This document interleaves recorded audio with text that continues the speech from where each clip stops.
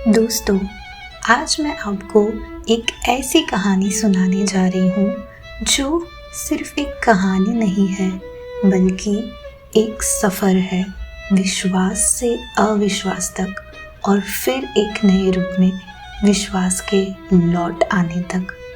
ये कहानी है आस्था की, जो एक बड़े शहर के मध्यम वर्गीय परिवार में पैदा हुई थी। तो ये उस सुबह की बात है जहाँ सावन की ठंडी हवाएं चल रही थी।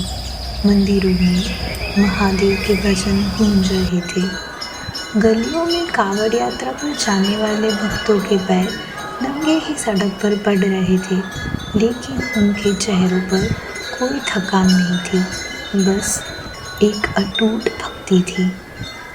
उन्हीं जयकारों के बीच एक छोटे से नर्सिंग होम में एक बच्चे का जन्म हुआ।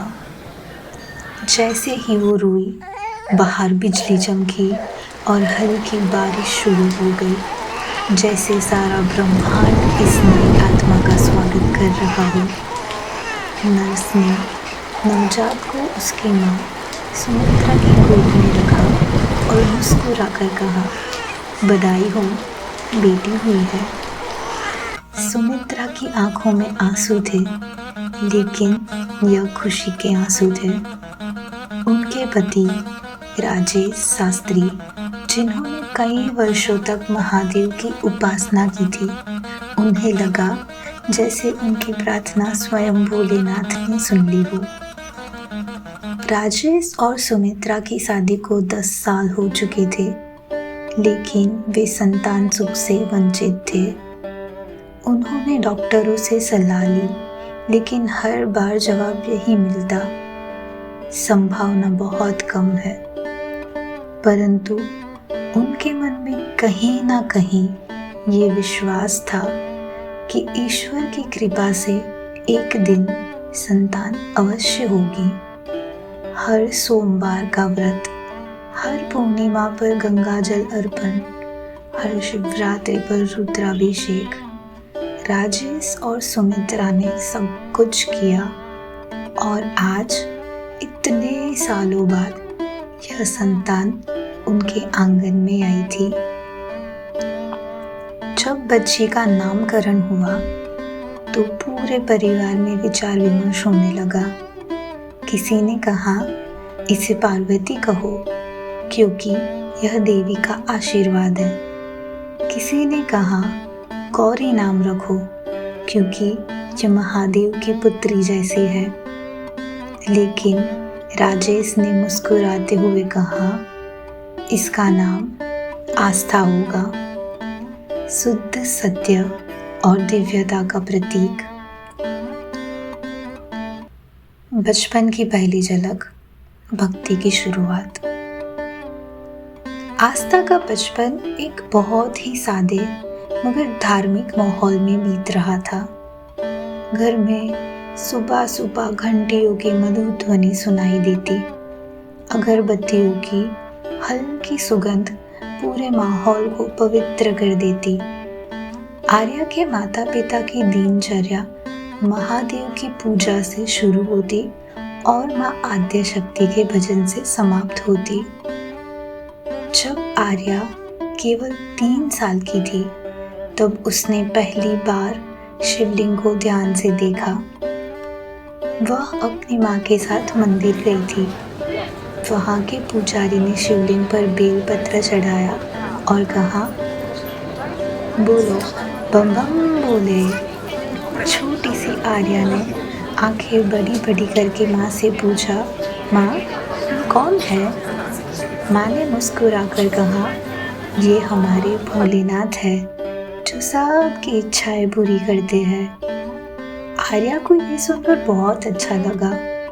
उसने मंदिर में ही अपने नन्हे नन्हे हाथ जोड़कर शिवलिंग के सामने प्रार्थना की, भोलेनाथ मुझे गुड़िया चाहिए। पुजारी और आसपास के भक्त हंस पड़े और माँ ने उसे गोद में उठाकर प्यार से कहा, अगर तुम सच्चे मन से मांगोगी तो महादेव तुम्हारी हर इच्छा पूरी करेंगे। उसी दिन से आर्या की भोलेनाथ में श्रद्धा बढ़ने लगी। वह हर सुबह माँ के साथ पूजा में बैठने लगी। जब माँ जल चढ़ाती तो वह भी अपनी छोटी सी कटोरी में जल लेकर शिवलिंग पर डाल देती।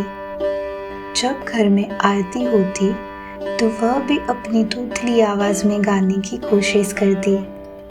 उसके पिता हंसकर कहते, मेरी बिटिया तो छोटी सी पुजारिन बन गई। पहली परीक्षा, आस्था की मासूमियत। एक दिन जब आस्था 6 साल की थी, वह आंगन में खेल रही थी। अचानक हवा तेज चली और मंदिर के पास जल रहा दीपक बुझ गया। माँ चिंतित होकर बोली, हे भोलेनाथ, ये क्या संकेत है? आस्था ये सुनकर चौंक गई। उसने माँ से पूछा, माँ, अगर दीपक बुझ गया तो क्या हुआ? हम इसे फिर से जला सकते हैं, है ना? माँ ने सिर हिलाते हुए कहा, हाँ, पर कभी कभी अशुभ संकेत भी हो सकता है। आर्या को ये बात समझ नहीं आई। उसने तुरंत मंदिर में जाकर शिवलिंग के पास खड़े होकर कहा, भोलेनाथ, अब नाराज मत होइए, मैं फिर से दीपक जला दूंगी। उसने अपनी छोटी छोटी उंगलियों से दिया जलाने की कोशिश की। माँ यह देखकर मुस्कुरा दी। वे जानती थी कि उनकी बेटी की आस्था कितनी गहरी है, लेकिन उन्होंने यह भी नहीं सोचा था कि समय के साथ यह आस्था चुनौतियों का सामना करेगी। भविष्य की छवि, क्या आस्था बनी रहेगी? आस्था का बचपन बहुत सुंदर और शांतिपूर्ण बीत रहा था, लेकिन जीवन हमेशा एक जैसा नहीं रहता। जैसे जैसे वह बड़ी होगी, दुनिया की वास्तविकताओं से उसका सामना होगा। क्या वह इसी श्रद्धा को बनाए रख पाएगी? क्या फिर जीवन उसे ऐसे मोड़ पर ले जाएगा जहां उसकी आस्था डगमगाएगी? अगले भाग में देखिए कैसे आस्था का मासूम विश्वास धीरे धीरे तर्क, विज्ञान और अनुभवों के बीच संघर्ष करने लगेगा। क्या यह संघर्ष उसे भगवान से दूर ले जाएगा या फिर कोई अदृश्य शक्ति उसे सही राह दिखाएगी? जानने के लिए बने रहिए। सुनिए अगले भाग में।